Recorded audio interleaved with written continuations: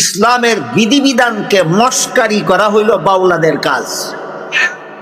এই জন্য সমস্ত বাউল শিল্পীরা যত গান গায় সবগুলি কুফরি গান গায়। একটা বাউল শিল্পী মুসলমান নয়, সবটি কাফের। আমার হাতে লম্বা সময় থাকলে বাউল শিল্পীরা কত জঘন্যতম কুফরি গান গায় আমি কিছু আপনাদেরকে শোনাবার চেষ্টা করি।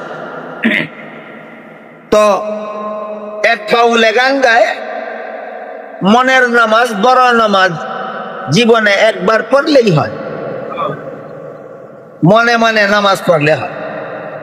নামাজ এটা কোন প্রকারের বিধান, আকীদাগত বিধান না আমলগত বিধান, এটা যদি আপনারা জানা থাকে তাহলে এই বেঈমান বাউলায় আপনাকে এই গান শোনাইয়া কাফির বানাতে পারবে। কাজে বাউলাদের কুফরি গান থেকে নিজেদের ঈমান হেফাজতের জন্য এই আকীদা সংক্রান্ত বিষয়, কোন বিষয়টা আকীদা আর কোন বিষয়টা আমল, এর পার্থক্যটা অন্তত আপনাদের জানা থাকা দরকার। আমি সেই বাউলাকে বলেছিলাম, মনের নামাজ বড় নামাজ যদি জীবনে একবার পড়লেই হয়, তাইলে মনে মনে খাওয়া বড় খাওয়া জীবনে একবার খাইলেই হয়। তুই আর জীবনে ভাত খাইস না, মনের খাওয়া বড় খাওয়া জীবনে একবার খাইলেই হয়। বলেন তো, খাওয়াটা কি বিশ্বাসের ব্যাপার না আমলের ব্যাপার? আমলের ব্যাপার না বিশ্বাসে লাগাইয়া দেওয়া, বিশ্বাসের ব্যাপার নিয়ে আমলে লাগাইয়া দেওয়া, এইভাবে একটা জগা খিচুড়ি পাঠিয়ে আল্লাহর বিধানগুলিকে তামাশায় রূপান্তরিত করা বাউলাদের টার্গেট। এই জন্য বাউল শিল্পীরা কাফের, এতে কোনো সন্দেহ নেই। ইদানিং এক বাউলে কি কুফুরি কথা বলেছে জানেন না আপনারা? অনেকগুলি কুফুরি কথা বলেছে। এর মধ্যে একটা বলেছে আল্লাহর আগের কথায় পরের কথায় মিল নাই। এই উপহাসটা কি আল্লাহর বিধানকে করলো না স্বয়ং আল্লাহকে করলো? এই উপহাসটা তো আল্লাহর বিধানকে করলো না, সরাসরি আল্লাহকে করলো। আল্লাহকে উপহাস করার মতো জঘন্যতম কুফুরি কাজ আর কিছু হতে পারে না।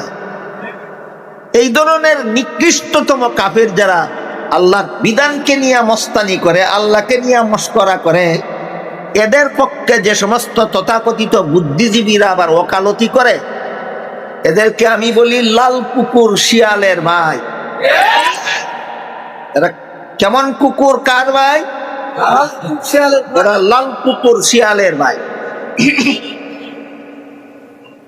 তো যদি আপনারা পরিষ্কারভাবে বুঝেন যে এক প্রকার বিধানের নাম আকীদা, এগুলি শুধু অন্তরে বিশ্বাস করলে হয়, আরেক প্রকার বিধানের নাম আমল, এটা অন্তরে বিশ্বাস করলেই চলে না, শরীরের অঙ্গ প্রত্যঙ্গের দ্বারা পালন করতে হয়।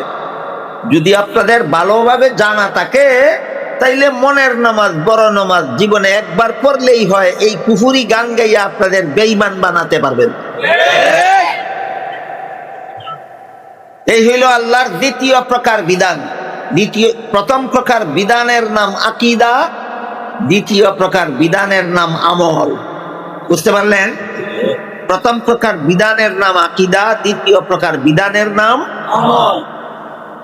আকীদা পোষণ করতে হয় অন্তরের দ্বারা, আর আমল করতে হয় শরীরের অঙ্গ প্রত্যঙ্গের দ্বারা।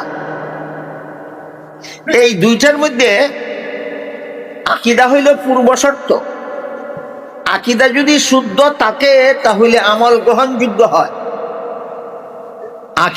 আকীদা যদি ভ্রান্ত হয় আমল গ্রহণযোগ্য নয়। এটা আরেকটা জরুরি কথা আমাদের সকলের জানাও দরকার, জীবনভর মনে রাখাও দরকার। যেমন ধরুন, কাদিয়ানীদের আকীদা হলো মুহাম্মদুর রাসূলুল্লাহ শেষ নবী নন।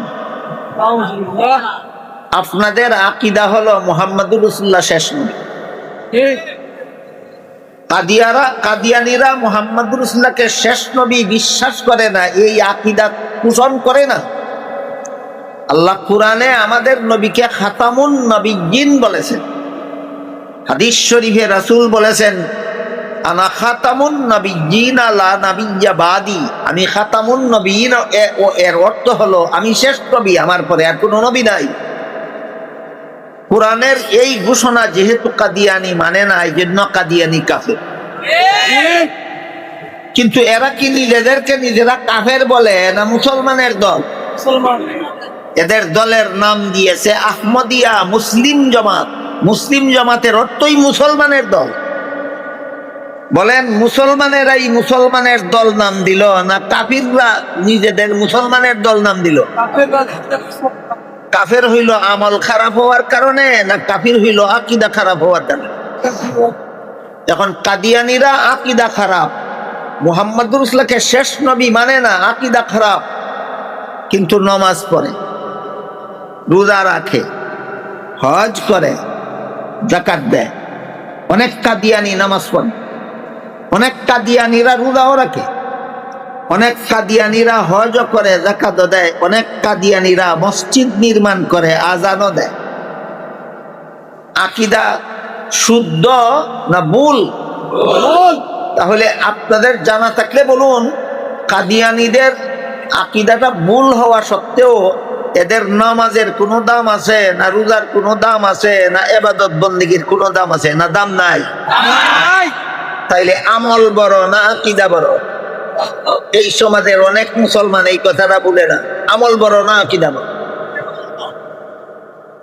আকীদা শুদ্ধ হলে আমল গ্রহণযোগ্য হয়, আকীদা ভুল হলে আমল গ্রহণযোগ্য নয়। তাহলে আগে আমল শুদ্ধ করব না আগে আকীদা শুদ্ধ করব? আগে আকীদা শুদ্ধ করতে। ভ্রান্ত আকীদা, ভুল আকীদা দুই প্রকারের আছে। এক প্রকারের ভুল আকীদার কারণে মুসলমান থাকে না, এইরকম ভুল আকীদার শিকার হইল কাদিয়ানী। এরকম ভুল আকীদার শিকার হইল কাদিয়ানী। আরেক রকমের ভুল আকীদা আছে, এই আকীদার ভুলের কারণে সরাসরি কাফেরও হয় না, আবার নির্ভেজাল মুসলমানও থাকে না। দ্বিতীয় প্রকারের ভুল আকীদার কারণে সে মুসলমান নামের ভেজাল সাব্যস্ত হয়, সরাসরি কাফিরও হয় না আর নির্ভেজাল মুসলমানও থাকে না। কথাটা বোঝাবার জন্য একটা উদাহরণ দিই, শুনুন। এক গ্লাস পানির মধ্যে 1 চামচ কেরোসিন ঢেলে দিল, সম্পূর্ণ কেরোসিন হয়ে গেল, কিন্তু নির্ভেজাল পানি কি রইল? সম্পূর্ণ কেরোসিনও হইল না, পানিটাও নির্ভেজাল রইল। যেমন ভাবে 1 গ্লাস পানির মধ্যে 1 চামচ কেরোসিন তেল ঢেলে দিলে 16 আনাটা কেরোসিনও হয় না, কিন্তু পান করার যোগ্য পানিও থাকে না। তেমনি ভাবে আরেক রকমের আকীদার ভুল আছে, এই ভুলের শিকার যারা হয় এরা সম্পূর্ণ কাফিরও হয় না, কিন্তু জাহান্নামের শাস্তি থেকে মুক্তির যোগ্যও থাকে না। এরকম একটা ভুল আকীদার উদাহরণ দিব আপনারা বললে।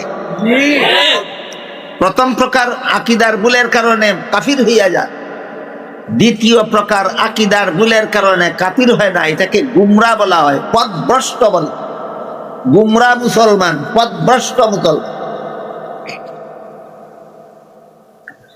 এইরকম একটা আকীদার উদাহরণ হলো, আল্লাহ পাক রব্বুল আলামিন পবিত্র কোরআনের এক আয়াতে বলেছেন, লা ইয়ানালু আহদিজ জালিমিন, যার মর্ম হলো আমি গুনাহগারদেরকে নবী বানাই না, আর যাদেরকে নবী বানাই তারা কোনোদিন গুনাহ করে। তাহলে নবীগণ গুনাহগার হয়ে থাকেন না বেগুনাহ? নবীর একটা বিশেষ গুণ বেগুনাহ হওয়া। এটা কি কোন নবীর বেলায় ব্যতিক্রম কথা না সার্বজনীন? সার্বজনীন। আল্লাহ সমস্ত নবীদের বেলায় সার্বজনীন মূলনীতি ঘোষণা করে বলেন, লা ইয়ানালু আহদিজ জালিমিন, গুনাহগারদেরকে নবী বানাই না, আর যাদেরকে নবী বানাই তারা কোনোদিন গুনাহ করে। এখন যদি আপনি লাইব্রেরি থেকে কোরআনের বাংলা তর্জমা কিনে ঘরে বসে বসে পড়েন, লাইব্রেরি থেকে কোনো তাফসীরের বাংলা অনুবাদ কিনে ঘরে বসে বসে পড়েন, আর পড়তে পড়তে জান্নাতে আদমের নিষিদ্ধ গাছের ফল খাওয়ার ঘটনাটাও পড়েন, আমি আশা করি আপনারা সবাই জীবনে কোনো না কোনো সময় কোনো না কোনো আলেমদের মুখে জান্নাতে আদমের নিষিদ্ধ গাছের ফল খাওয়ার ঘটনা কম বেশি শুনে থাকবেন। আল্লাহ যখন আদমকে জান্নাতে দিয়েছিলেন সব ফলমূল খাওয়ার অনুমতি দিয়েছিলেন, শুধু একটি গাছের ফল খেতে নিষেধ করেছিল। কিন্তু শেষ পর্যন্ত ইবলিসের ধোঁকায় পড়ে আদম নিষিদ্ধ গাছের ফল খেয়েছিলেন। ঘটনাটা আজকে নতুন শুনলেন না আরো শুনেছেন?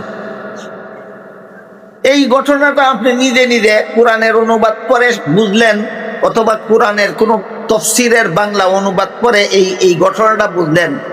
বুঝে যদি আপনি সিদ্ধান্ত নিয়ে ফেলেন আল্লাহর আদেশ নিষেধ লঙ্ঘন করলেই তো গুনাহ হয়, আর আদমে যে লঙ্ঘন করলো সেটা তো কোরআনেই আছে, সুতরাং জান্নাতে নিষিদ্ধ গাছের ফল খাওয়ার কারণে আদম গুনাহগার হইল, এই সিদ্ধান্ত যদি নিয়ে ফেলেন আল্লাহর সামগ্রিক মূলনীতি বজায় থাকে না, লঙ্ঘন হয়। এইটাই প্রমাণ আপনার সিদ্ধান্তটা ভুল।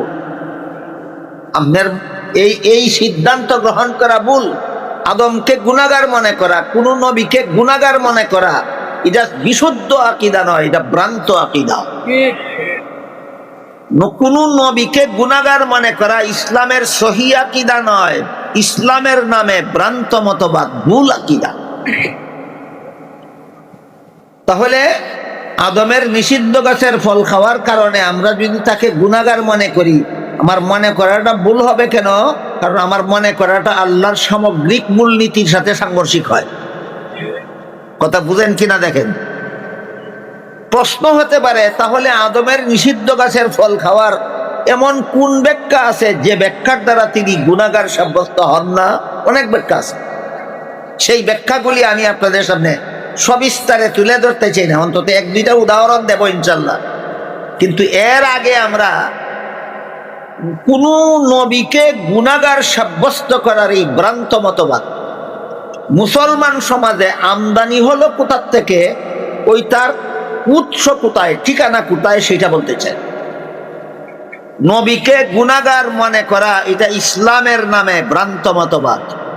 সুতরাং এটা ইসলামের উৎপাদিত আকীদা নয়, এটা অন্য জগতের আকীদা উৎপাদিত, মুসলমান সমাজে আমদানিকৃত। নবীগণকে গুনাহগার সাব্যস্ত করার মতবাদ উৎপাদন হয়েছিল কোথায়? এবার শুনুন। বাংলাদেশের স্বাধীনতা লগ্ন থেকে আজ পর্যন্ত আমার জানা মতে খ্রিস্টানদের একটা সংগঠন তাদের ধর্ম প্রচারের কাজ করে যাচ্ছে। সংগঠনটার নাম হইল খ্রিস্টান মিশনারি বাংলাদেশ। এই খ্রিস্টান মিশনারি বাংলাদেশের পক্ষ থেকে বাংলা ভাষাভাষীদেরকে খ্রিস্টান ধর্ম শিক্ষা দেওয়ার জন্য যত বই বাংলায় লেখা হয়েছে, এর মধ্যে একটা বইয়ের নাম দিয়েছে তারা কোরআনের আলোকে বেহেশতে যাওয়ার পথ। শব্দগুলি এমন ভাবে চয়ন করেছে যেন কোনো মুসলমান কল্পনাও করতে না পারে যে এমন বই খ্রিস্টানে লিখবে, মনে করবে কোনো আলেমে লেখা। কোরআনের আলো খ্রিস্টানে বুঝবে কোথা থেকে, মুসলমানের আলেম না হইলে। বেহেশতে যাওয়ার পথ খ্রিস্টানে চিনবে কেমন ভাবে, মুসলমানের আলেম না হইলে।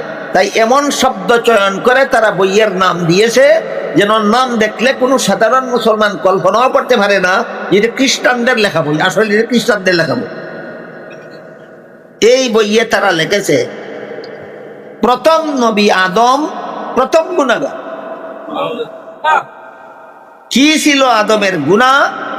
জান্নাতে নিষিদ্ধ গাছের ফল খাওয়া ছিল আদমের গুনাহ। এলো পয়লা নম্বর কথা। 2 নম্বর কথা লিখেছে এই গুনাহগার আদমের বংশে যত নবী জন্মগ্রহণ করেছেন সমস্ত নবী জন্মগত গুনাহগার। কি ছিল অন্যান্য নবীর গুনাহ? গুনাহগার আদমের বংশে জন্ম হওয়াটাই তাদের গুনাহ। তারপরে 3 নম্বরে যে কথাটা লিখেছে সেটা হলো শেষ পর্যন্ত আল্লাহ একজন নবীকে বেগুনাহ বানাবার জন্য তাকে আর গুনাহগার আদমের বংশে জন্ম না দিয়ে আল্লাহ নিজের ঔরসে জন্ম দেন।